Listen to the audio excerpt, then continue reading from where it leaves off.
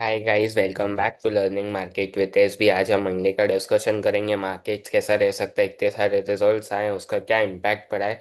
और आपको रिजल्ट रिलायंस का देखना हो डिटेल डिस्कशन तो वो डाला हुआ है, वो आप जाके मेरे चैनल पे देख सकते हैं। बैंक्स का देखना हो, whether ICIC, HDFC, Kotak, Axis, PNB, वो भी डाला हुआ है डिटेल्ड वीडियो, तो आप वो भी जाके चेकआउट कर सकते हैं। तो रिजल्ट्स का इम्पैक्ट पड़ेगा क्योंकि काफ़ी सारे रिजल्ट और मेजर रिजल्ट है जो बैंक निफ्टी और निफ्टी में बहुत सारा वेटेज रखते हैं। इन रिजल्ट्स में एक चीज़ है, Y on Y, year on year सारे रिजल्ट्स अच्छे आए हैं। कोई रिजल्ट खराब नहीं आया जिसको आप बोल सकते हो कि खराब रिजल्ट्स है। ईयर ऑन ईयर बेसिस पे रिजल्ट्स सारे ही इम्प्रूव है। क्वार्टर ऑन क्वार्टर पे एक दो रिजल्ट्स पे आपको थोड़ा लग सकता है कि हाँ थोड़े से बेटर हो सकते थे, स्लाइटली नेगेटिव या एवरेज रिजल्ट्स बोल सकते हैं जिनको। सिर्फ H D F C bank और एक्सिस में थोड़ा सा एनपीएस का कंसर्न कंसर्न आया है, वो भी बहुत स्लाइट है। अगर इन्होंने कोई रिस्की लोन या एग्रेसिव लोन्स दिए हैं तो उसके कारण थोड़ा सा इम्पैक्ट पड़ा है, बाकी मेजर कोई इम्पैक्ट नहीं है। एसेट क्वालिटी स्टेबल है H D F C bank की, एक्सिस की भी। और एच डी एफ सी ऐसे भी बहुत प्रूडेंट लेंडर रहा है ओवर द ईयर्स, हमने देखा ही है। तो वो भी अब चार्ट्स पे चल के डिस्कस कर देते हैं कल क्या क्या चीज़ें पैन आउट हो सकती है और कैसे रख सकते हैं। और एक दो चीज़ें और बता देता हूँ मैं आपको जो मेरे हिसाब से इम्पोर्टेंट रहेगी मार्केट के लिए। First is crude oil. Crude oil काफ़ी तेज़ी से स्पाइक अप किया है। वो ऑलमोस्ट $70 तक आ गया था, वो वापस 3 4 दिन से रैली करके 85 89 डॉलर्स तक पहुंच गया है। तो वो एक रह सकता है। जो रूमर्स चल रहे थे मार्केट्स में कि क्रूड ऑयल नीचे आया है तो गवर्नमेंट ऑफ इंडिया शायद ऑयल के या डीजल के प्राइसेस कट करेगी, नहीं करने वाली अब तो फॉर श्योर, क्योंकि अब वो ऊपर की तरफ मूव कर चुका है। तो जब बढ़े थे तब बढ़ा दिए, गिरे तब अभी घटे नहीं है, अब वो वापस बढ़ रहा है तो अब तो गिरने वाले नहीं है। Be very clear about this.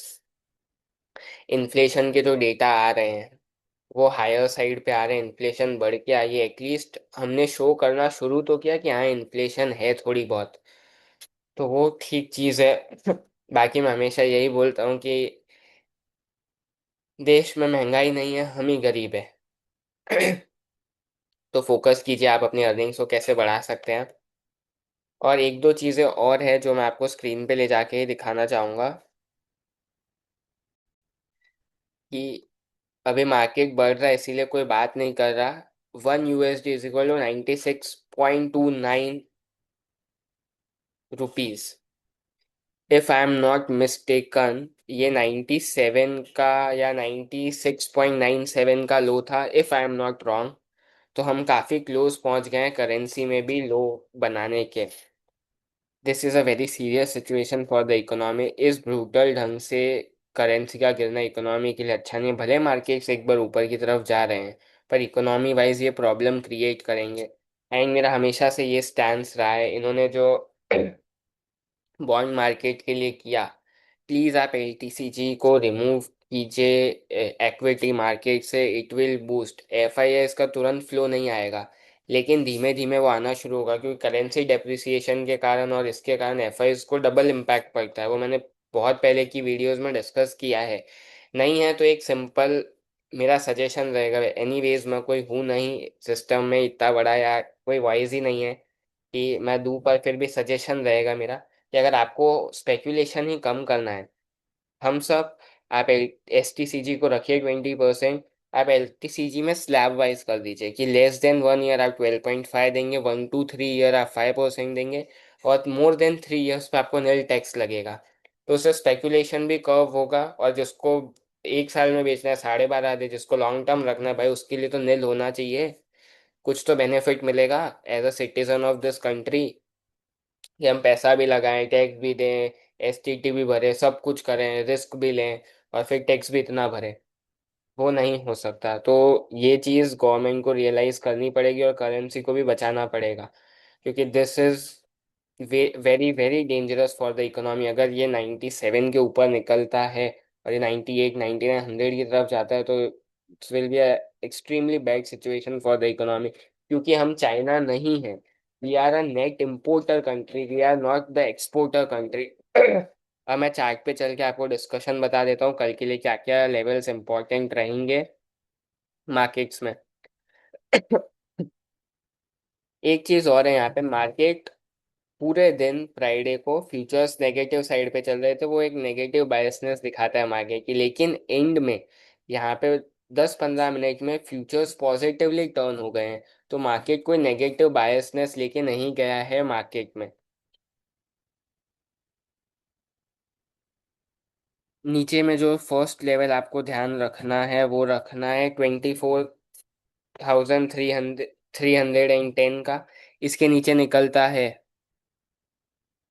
तो 24,230 का एक लेवल मिलेगा, एंड उसके नीचे निकलता है तो आपको एक अच्छी खासी डाउनसाइड देखने को मिल सकती है 24,175 तक। मेंटली प्रिपेयर रहिएगा, इतने रिजल्ट से इम्पैक्ट पड़ सकता है, ग्लोबली चल रहा है तो उसके भी इम्पैक्ट पड़ सकते हैं। अपसाइड में 24,360, इसके ऊपर मार्केट निकलता है तो एक 420 तक का अच्छा स्विंग देखने को मिल सकता है। 420, 440, मैं बहुत बार बोला है 440 मार्केट के लिए बहुत क्रूशियल लेवल है। आगे भी दिखा दूंगा मैं। 440 के ऊपर निकलता है तो 520, 530 तक का एक मूव देने की ट्राई कर सकता है, तो मेंटली प्रिपेयर रहिएगा। अब डेली टाइम फ्रेम पे भी अगर आपको चल के दिखाऊं तो यहाँ पे बहुत टाइम से कंसोलिडेशन चल रहा है, और यहाँ पे ही वो 440 का लेवल है जो बैठा हुआ है। अब 440 के लेवल के ऊपर मार्केट निकलेगा तो 520, और अगर यहाँ पे सस्टेन करता है मार्केट एक दो दिन तो ये 24,800, 25,000 के मूव के लिए जाने की कोशिश करेगा। बैंक निफ्टी पे देख लेते हैं। बैंक निफ्टी ने भी बहुत स्ट्रांग मूव दिया, यहाँ पे कंसोलिडेशन चल रहा था। डेली टाइम फ्रेम पे देखा बैंक निफ्टी में प्रॉब्लम यह है, ईयर ऑन ईयर रिजल्ट्स बहुत अच्छा है। जैसे आईटी में था, आईटी बहुत बीटन डाउन था, रिजल्ट्स ओके थे, लेकिन वो रैली कर गया। यहाँ पे ये रैली कर चुका है तो हो सकता है सम प्रॉफिट बुकिंग आए, चर्निंग हो सेक्टर से, तो उसका भी ध्यान रखिएगा। And a disclaimer, I am not a SEBI registered investment advisor or research analyst. Please ask your investment advisor or research analyst before trading or investing in securities market. तो यहाँ पे जो लेवल आपको ध्यान रखना है मंडे के लिए, फर्स्ट लेवल वुड बी 58,500। जब तक इसके नीचे नहीं निकलता है कोई भी आपको बेरिश सेंटीमेंट नहीं लाना है, बुलिशनेस रखनी है। इसके नीचे जो दूसरा लेवल रहता है वो 58,350, इसके नीचे निकलता है मार्केट अच्छा खासा डाउन स्विंग दिखा सकता है 58,175, एंड फिर ये 58,000 तक के लिए एक बार अप्रोच करता हुआ दिखेगा आपको, तो मेंटली प्रिपेयर रहिएगा। अपसाइड में जो लेवल मार्क रखना है आपको 58,590, इसके ऊपर मार्केट निकलता है तो मार्केट एक क्लियर कट स्विंग दे सकता है आपको 58,700, 900 और 59,000 की तरफ। और 59,000 ब्रेक करता है तो 50,350, 500, क्योंकि रिजल्ट्स आए हैं तो दोनों साइड वॉलेटिलिटी बहुत हाई रह सकती है।